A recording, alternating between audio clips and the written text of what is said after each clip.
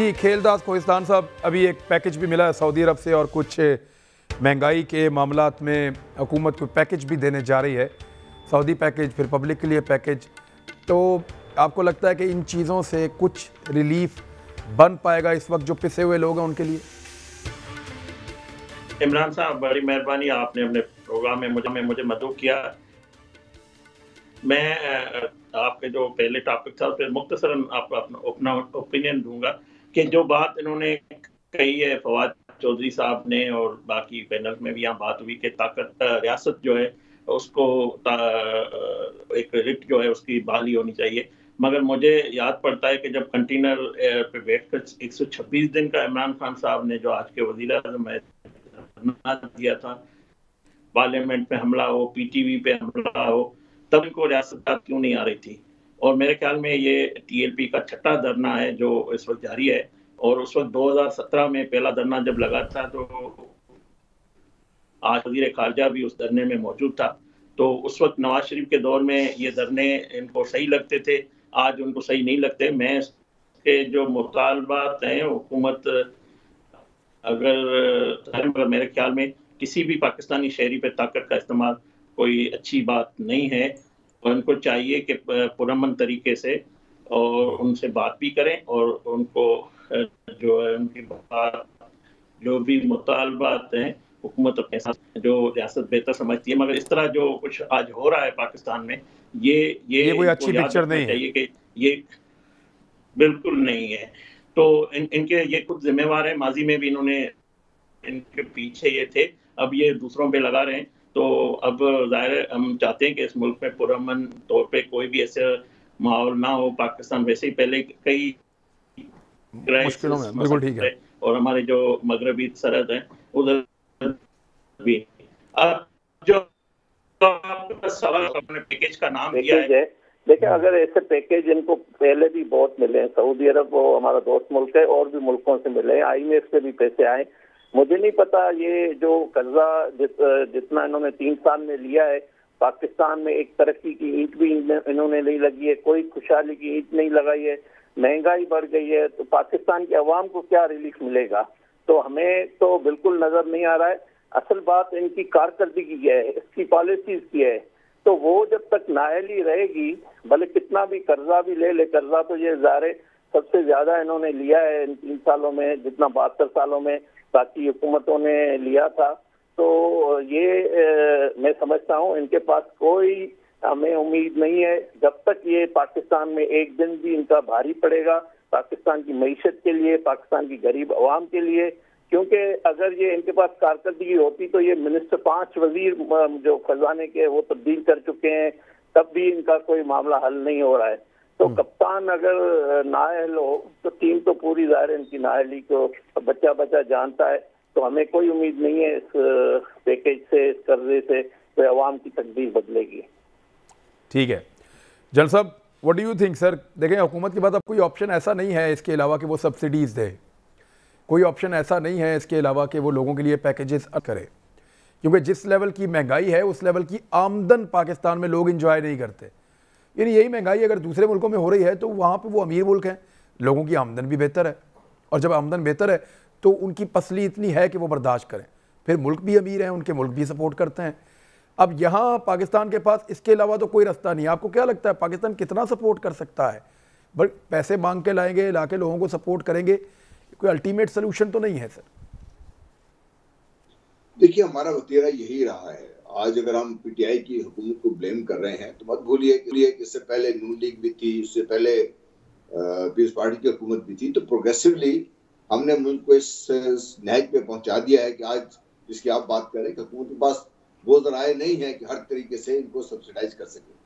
और ये जो मैं बहस सुनता रहता हूँ, ये महंगाई अपनी जगह मौजूद है, इसको इनकार कोई नहीं कर रहा है। जो कहा जा रहा है कि आप जो काश्तकार का जो सिस्टम है वो क्यों महंगा बेच रहे हैं, आप क्यों लेके आ रहे हैं बीच में, या महंगाई का असल सबब जानने की जरूरत है।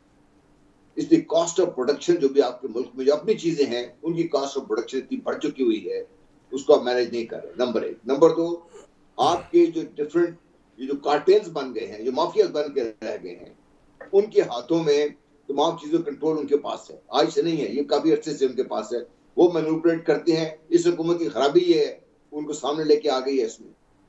और तीसरी चीज, जब आप सिर्फ बिजली को आप देख लीजिए, जिस बेदर्दी से हमने मुआहदात किए हैं, ये चाहे IPPs के मुआहदे हों या चाहे जो अभी हमने मुआहदे किए हैं इससे, ये गवर्नमेंट अगर आपको बात बता रही है, आवाज साहब की अगर कोई बात सुने तो आपके 2023 के बाद जाकर जो कैपेसिटी पेमेंट है वो खत्म होना शुरू होगी।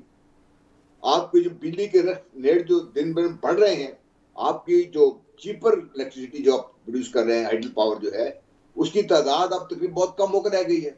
You are mostly dependent on the imported fuel, और वो भी बड़ा कॉस्टली है, चाहे वो कोल है, जो भी हमने कोल फायर्ड प्रोजेक्ट्स लगाए हैं वो, या जो है आपके थर्मल है, जिनको पहले IPP की सूरत में लाके हमने सॉल्व किया हुआ है। इस गवर्नमेंट को हर तरीके से ब्लेम करना मैं समझता हूँ सही नहीं है। इनकी मिसमैनेजमेंट यस, इनकी गवर्नेंस के इश्यूज यस, लेकिन महंगाई की वजह सिर्फ ये नहीं है। लेकिन इसके हल ये भी नहीं है कि हम सब कुछ ये सब्सिडाइज करेंगे, हुकूमत कहां से करेगी? नहीं, वो कह रहे हैं कुछ सेलेक्टिव किस्म का सब्सिडाइज होगा, यानी लोगों को पिक एंड चूज किया जाएगा। उन लोगों को जो ज़्यादा पिसे हुए तबकात हैं वो सब्सिडी सिर्फ उनके लिए, वो कार्ड इशू करने वाले हैं। लेकिन ये तो लोग फिर लाइनों में लग जाएंगे, ऐसा लगता है, अगर ये कार्ड इशू हो जाएंगे तो। अब वो पैसे उनको मिलेंगे नकद, वो कह रहे हैं दूसरा। देखिए इमरान, आप लोग शायद नहीं याद होगा आपको, पीस पार्टी के दौर में जब जुल्फिकार भुट्टो प्राइम मिनिस्टर थे, हम इस दौर से गुजर चुके हैं। हाँ। वहां पे उस वक्त इन्फ्लेशन इतनी हाई चली गई थी, राशन कार्ड्स आपको मिलते नहीं थे, और हम आके होस्टेज बन के रह गए थे पीस पार्टी के कानूनों के हाथ में।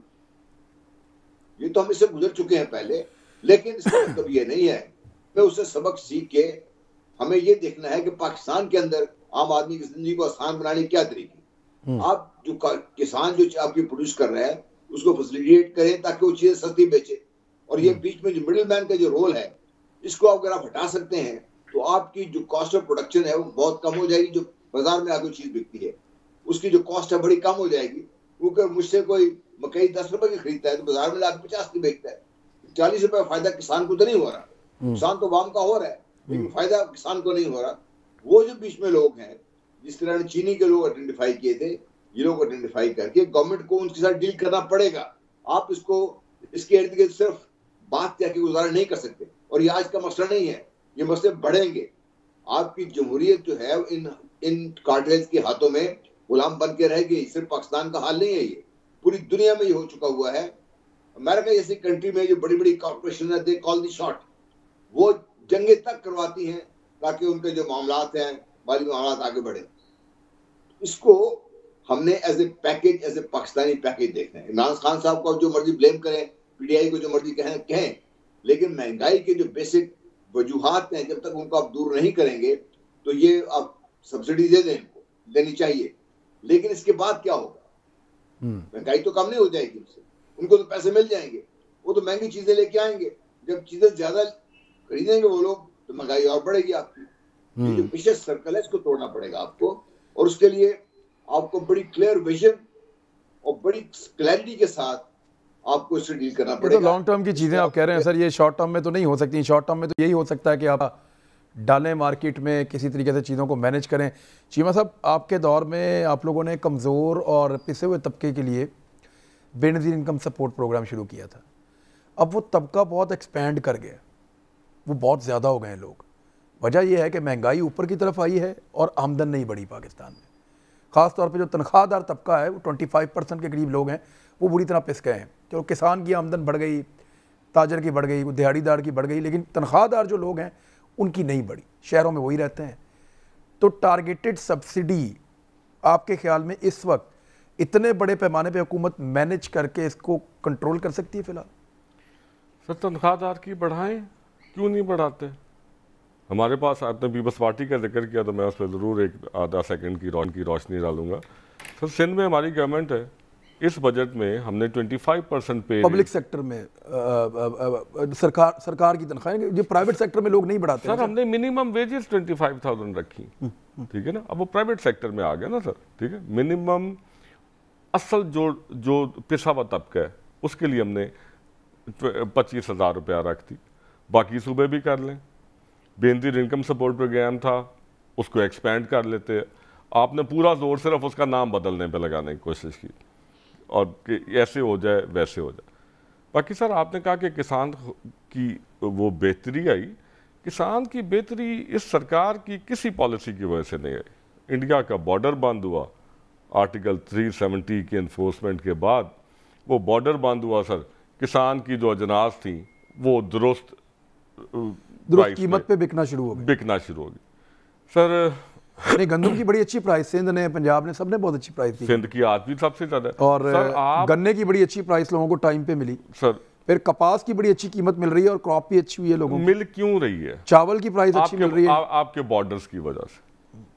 आप सर बॉर्डर से तो आपको सिर्फ प्याज, टमाटर और एक लहसन और कुछ और आइटम्स की आपको होती थी। आपकी कपास आती थी? हाँ, कपास इंडिया से आती थी। ठीक है सर, आपकी कपास आती थी।